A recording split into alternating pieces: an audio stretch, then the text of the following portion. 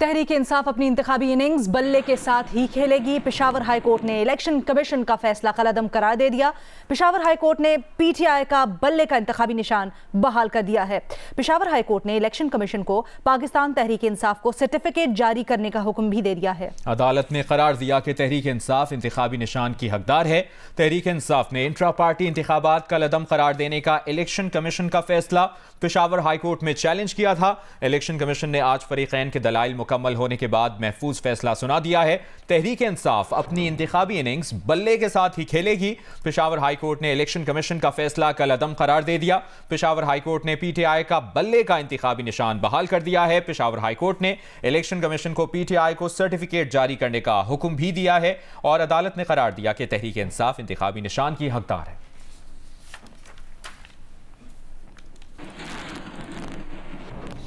और फैसले के बाद पेशावर हाई कोर्ट के बाहर गुफ्तगू में वकील पीटीआई अली जफर ने कहा कि अब पीटीआई को इलेक्शन जीतने से कोई नहीं रोक सकता। पेशावर हाई कोर्ट ने कानून के मुताबिक फैसले करने की रिवायत कायम की है। इलेक्शन कमीशन के पास इंट्रा पार्टी इलेक्शन को कलअदम करार देने का कोई इख्तियार नहीं था, ये भी उन्होंने मौक़िफ़ अपनाया। पेशावर हाई कोर्ट से पाकिस्तान तहरीक इंसाफ के हक़ में बड़ा फैसला आया है। पाकिस्तान तहरीक इंसाफ का मनपसंद बल्ले का इंतखाबी निशान उनको दे दिया गया है और 22 दिसंबर को इलेक्शन कमीशन ऑफ पाकिस्तान ने जो फैसला सुनाया था जिसमें पाकिस्तान तहरीक इंसाफ के इंट्रा पार्टी इलेक्शन को कलअदम करार दिया गया था, उसको आज पेशावर हाई कोर्ट के डिविजनल बेंच ने कलअदम करार देते हुए बल्ला पाकिस्तान तहरीक इंसाफ को दे दिया है। जफर ने क्या कहा, मुलाहिजा कीजिए।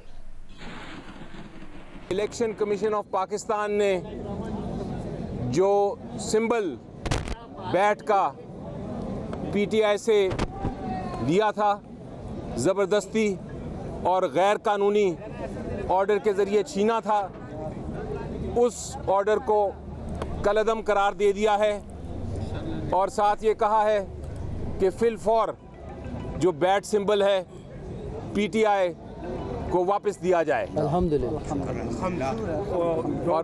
के रिजल्ट को वेबसाइट पे नोटिफाई किया और अपनी वेबसाइट पे उसको नोटिफाई कर दिया जाए। आप ये देखें कि इसके बाद पीटीआई को ये इलेक्शन जीतने से कोई नहीं रोक सकेगा। बहुत हो गया, क्योंकि इलेक्शन ये जो पहला आपको याद है जब ऑर्डर आया था कि सिंबल वापस हमें मिला था एक इंटरिम ऑर्डर से और इलेक्शन कमीशन ऑफ पाकिस्तान ने नहीं माना था, तो हमने बर्दाश्त किया। सुप्रीम कोर्ट बेशक जाते रहें, लेकिन इस जजमेंट की उन्होंने कहा है कि फिलफौर उसकी उस पर अमल दरामद होना चाहिए और हम देखते हैं कि अभी 15 मिनट बाद वो आता है वेबसाइट पे कि नहीं, क्योंकि वरना ये बहुत सीरियस कंटेम्प्ट होगी। और जैसा कि हम आपको बता रहे हैं, पेशावर हाई कोर्ट से बड़ा फैसला आया है पाकिस्तान तहरीक इंसाफ के हक़ में। बैरिस्टर अली जफ़र की आपने गुफ्तगू मुलाहिजा की, जो इस फैसले के हक़ में आने से मुतल्लिक अपने रद्द अमल का इजहार कर रहे थे और खुशी का भी इजहार कर रहे थे। बैरिस्टर गौहर ने क्या मौक़िफ़ अपनाया मीडिया से गुफ्तगू करते हुए, वो भी देखिए। पेशावर हाई कोर्ट ने एक तारीखी फैसला दे दिया और बल्ले का निशान हमारा रिस्टोर हो गया है। देखो, ये सिर्फ बल्ले का निशान पीटीआई के लिए एक निशान नहीं है, ये पाकिस्तानी कौम की उमंगों की तर्जुमानी करने वाला निशान है। ये अवाम की बुनियादी हकूक़ की निशानी है और ये इस इलेक्शन को free and fair and transparent बनाने में एक स्टेप होगा आगे। और अहम खबर, सुप्रीम जुडिशल काउंसिल की कार्रवाई का सामना करने वाले सुप्रीम कोर्ट के जज जस्टिस मुज़ाहिर अली अकबर नकवी ने इस्तीफ़ा दे दिया है। जस्टिस मुज़ाहिर अली अकबर नकवी ने अपना इस्तीफ़ा सदर मुमलिकत को भेज दिया है। अपने इस्तीफे में जस्टिस मुज़ाहिर नकवी ने मौक़िफ़ इख्तियार किया है कि उनके लिए मौजूदा सूरत हाल में अपने ओहदे पर काम जारी रखना मुमकिन नहीं है। उन्होंने लाहौर हाई कोर्ट और सुप्रीम कोर्ट में फ़राइज़ अंजाम दिए थे, ये आपको इसके पस मंज़र से आगाह कर रहे हैं। जस्टिस मुज़ाहिर नकवी ने इस्तीफ़े की कॉपी सुप्रीम कोर्ट रजिस्ट्रार को भी भिजवा दी है।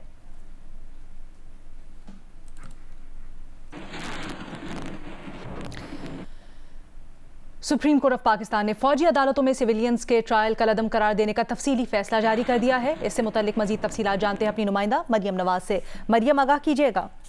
सुप्रीम कोर्ट ने तफात पर मुश्तमिल सिविलियंस के फौजी अदालतों में ट्रायल कलअदम करार देने का तफसीली फैसला जारी कर दिया है। और ये सुप्रीम कोर्ट में जो दरख्वास्तें दायर की गई थी 9 और 10 मई के वाकयात के बाद जो लोग गिरफ्तार किए गए थे उनके फौजी अदालतों में ट्रायल के फैसला होने को सुप्रीम कोर्ट में चैलेंज किया गया था, जिसे सुप्रीम कोर्ट ने कलअदम करार दिया। और सुप्रीम कोर्ट उसकी वजूहत कुछ यूं बयान करती है कि 9 और 10 मई के वाकयात जो हुए, जिनमें कोर कमांडर हाउस, उसके अलावा शोहदा की यादगारों और मुल्क भर में मिलिट्री और दिफाई तनसीबात का जो है वो हमला किया गया, उस पर सुप्रीम कोर्ट कहती है कि उनकी मजम्मत की जाती है, लेकिन जो मुल्की कानून है उसको जो है वो देखना पहले जरूरी है। जो सिविलियंस हैं जिनको के 9 और 10 मई के वाकयात में पकड़ा गया, उनका ट्रायल लाजमी होना चाहिए। लेकिन जब मुल्क हालत जंग में नहीं है, किसी इमरजेंसी का निफाज नहीं हुआ, तो फिर जो मामूल के कवानीन है उन्हीं के मुताबिक जो है वो इन सिविलियंस का भी ट्रायल होना चाहिए। सुप्रीम कोर्ट का ये कहना है अपने तफसीली फैसले में कि जो तमाम तर अफराद कैद किए गए, उनके अलावा भी अगर ये फैसला दिया जाए कि उनका फौजी अदालतों में ट्रायल होगा, तो फिर आम आवाम पर भी इस फैसले का इतलाक होगा। सुप्रीम कोर्ट का ये कहना है कि मुल्क में जब कोई इमरजेंसी नाफिज नहीं है, तो फिर इन सिविलियंस का जो ट्रायल है वो मामूल की अदालतों में, यानी कि जो क्रिमिनल कोर्ट्स हैं, फौजदारी अदालतें, उनमें होना चाहिए। चाहे जो भी इल्जामात इन अफराद के ऊपर लगे, उनका ट्रायल का हक जो है वो मुतासिर नहीं होना चाहिए, फेयर ट्रायल का हक इन मुल्ज़मान को मिलना चाहिए। इसके अलावा ये जो फैसला है ये 4 जजेस का है, यानी justice Ijazul Ahsan, justice Munib Akhtar, justice Mazahir Naqvi और जस्टिस आयशा मलिक का ये फैसला है। जस्टिस याया अफरीदी ने आर्मी एक्ट की जो शिके कलअदम करार दी गई थी उन पर अपनी राय महफूज रखी थी, और उन्होंने उनका जो वजूहात है वो इस फैसले का हिस्सा नहीं है। जस्टिस आयशा मलिक की भी का एक इजाफी नोट जो है वो इस फैसले का हिस्सा बनाया गया है, और ये सुप्रीम कोर्ट ने मुफस्सिल तफसीली फैसला। तो उस इजाफी नोट में क्या लिखा गया है आयशा मलिक के इजाफी नोट में, मरियम? जस्टिस आयशा मलिक ने जो इंडियन आर्मी एक्ट है उसका हवाला दिया और ये कहा है कि वहां पर भी किसी सूरत जो इंडिया का आर्मी एक्ट है उसके तहत जो ट्रायल है वो इंडियन फौजियों का ही किया जाता है। वहां पर भी सिविलियंस का ट्रायल किसी भी सूरत में, चाहे वो कितना ही संगीन जुर्म क्यों ना हो, वो सिविलियन कोर्ट्स में होता है, ना कि फौजी अदालतों में। ये इजाफी नोट में वजूहात के साथ इंडियन मिलिट्री एक्ट को भी जो है वो इजाफी नोट का हिस्सा बनाया जस्टिस आयशा मलिक ने, और अपनी वजूहात में ये कहा है कि सिविलियंस का ट्रायल हर सूरत सिविल अदालतों में ही होना चाहिए। ये तफसीली फैसला जारी कर दिया गया है। आपने तफसीलन आगाह किया। नुमाइंदा जियो न्यूज़ मरियम नवाज, बहुत बहुत शुक्रिया आपका। सुप्रीम कोर्ट ने फौजी अदालतों में सिविलियंस का ट्रायल कलअदम करार देने का तफसीली फैसला जारी कर दिया है। इससे मुतल्लिक ये जो फैसला है इसको चैलेंज भी किया गया बाद में, लेकिन ये जो तफसीली फैसला है इसका इंतज़ार सभी को था, जिसको आज जारी कर दिया गया है। आयशा मलिक ने जो इसमें इजाफी नोट लिखा था उसको भी जारी किया गया है, लेकिन जस्टिस याया अफरीदी ने जो अपनी राय रिजर्व रखी थी वो अभी तक जारी नहीं हुई है। और अभी आपको बताएं, पंजाब में शदीद सर्दी की वजह से पहली क्लास तक के बच्चों को 1 हफ्ते की मजीद छुट्टी दे दी गई है। इसकी तफसील जानते हैं नुमाइंदा जियो न्यूज़ आजम मलिक ने हमें ज्वाइन किया है। जी आजम, नोटिफिकेशन जारी कर दिया गया? जी बिल्कुल, पंजाब में पहली क्लास तक के बच्चों को 1 हफ्ते की छुट्टी दे दी गई है, जबकि रवा माह होने वाले जितने भी इम्तिहानात थे पहली क्लास से लेके मैट्रिक तक उनको मुलतवी कर दिया गया है। पंजाब में इस वक्त 36 बच्चों की हलाकत हुई है निमोनिया के बायस, और ये लेस देन 3% बन रही है, और ज्यादातर बच्चों की हलाकत हुई है वो 1 साल से कम उम्र के हैं। वज़ीर आला पंजाब मोहसिन नकवी ने हंगामी इजलास चिल्ड्रन हॉस्पिटल में तलब किया, और इस इजलास के बाद उन्होंने सख्त हदायत जारी की और कहा कि स्कूलों के अंदर मास्क लाजमी पहना जाए, और जो असेंबली होती है बच्चों की उसको 31 जनवरी तक मुलतवी कर दिया गया है। और प्रोटीन वाली ग़िज़ायत के हवाले से एक नेशनल मीडिया लेवल पे कैंपेन जारी करने का कहा गया है। जिला की तरफ से ये भी कहा गया है कि जितनी जल्दी हो सकता है बच्चों को बचाने के लिए हंगामी इक़दाम किए जाएं और निमोनिया वायरल डिजीज। और कौन कौन सी क्लासेस के इम्तिहानात मुलतवी हुए हैं आजम, एक बार फिर बताइए? वो पहली क्लास से लेके मैट्रिक तक के जो बच्चों के इम्तिहानात हैं रवा माह होने वाले उनको मुलतवी किया गया है। वज़ीर आला को हंगामी इजलास में बताया गया कि निमोनिया वायरल डिजीज है जो कोविड की तरह से फैल रही है। इसको ये आजम क्या इससे मुतल्लिक कोई हिदायत दी गई है निगरां वज़ीर आला की तरफ से कि ये मरज फैल क्यों रहा है, इसकी तशखीस हो, इसकी वजूहात जानने की कोशिश की जाए, और कोई फैक्ट्स एंड फिगर्स और नंबर्स? बिल्कुल, अभी तक की जो वज़ीर आला मोहसिन नकवी की ज़ेर सदर जो हंगामी इजलास हुआ है इसमें बताया गया है कि अभी तक 36 हलाकतें हुई हैं, और जो तमाम हलाकतें हुई हैं ये 5 साल से कम उम्र के बच्चे हैं, और ज्यादातर 1 साल से छोटी उम्र के बच्चे हैं, लेस देन 3%। वज़ीर आला की तरफ से सख्त हदायत जारी की गई कि फौरी तौर पर इस निमोनिया वायरल डिजीज को रोकने के लिए स्कूलों के अंदर हंगामी इक़दाम किए जाए, और बड़ी उम्र के जो अफराद हैं उनको गर्म कपड़े पहनने चाहिए, ग़िज़ायत से भरपूर जो ग़िज़ा है उसका इस्तेमाल करना चाहिए। वज़ीर आला की तरफ से सख्त हदायत जारी की गई कि पहली क्लास तक के बच्चे जो है नर्सरी तक उनको 1 हफ्ते निमोनिया इतना फैल क्यों रहा है, क्या इसके तयन के लिए कोई कमेटी या कोई अहकाम दिए गए हैं?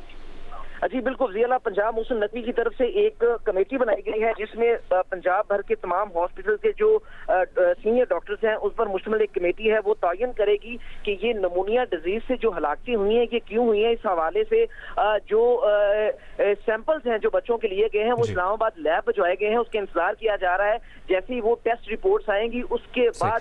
अच्छा आजम, ये भी बताइए कि पहली क्लास तक के बच्चों को एक हफ्ते की छुट्टी दे दी गई है, जो बड़ी क्लासेस हैं, दीगर क्लासेस हैं, वो मामूल के मुताबिक चलेंगी?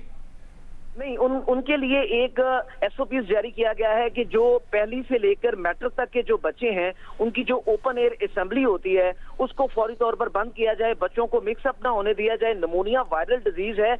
हंगामी इजलास में वज़ीर आला को ये बताया गया कि नमूनिया से बचाव का सेम प्रोसीजर है जैसे कोविड का प्रोसीजर है।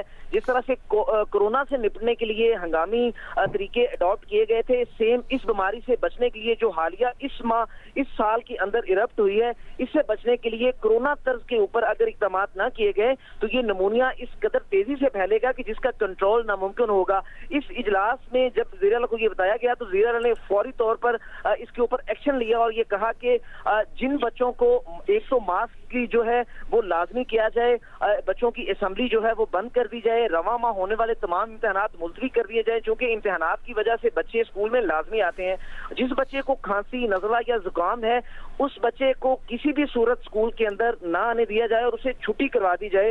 वज़ीर आला का ये भी कहना था कि किसी भी सूरत इन जो इक़दाम हैं जो उन्होंने फैसले किए हैं इसके ऊपर अमल दरामद किया जाए। बहुत शुक्रिया आज़म तफसीलात के लिए।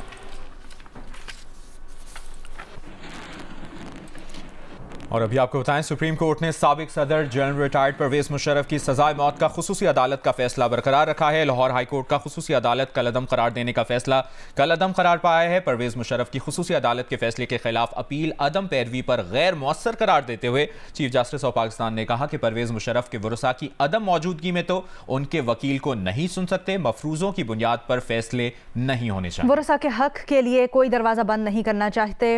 अदालत के पास इसके सिवा कोई ऑप्शन नहीं है कि वो खुसूसी अदालत का फैसला बरकरार रखे। खुसूसी अदालत ने परवेज मुशर्रफ को 3 नवंबर 2007 के इक़दाम पर 2-1 से 17 दिसंबर 2019 को सजाए मौत सुनाई थी। लाहौर हाई कोर्ट के 3 रुकनी बेंच ने खुसूसी अदालत के क़याम को गैर कानूनी करार देकर सजा खत्म कर दी थी।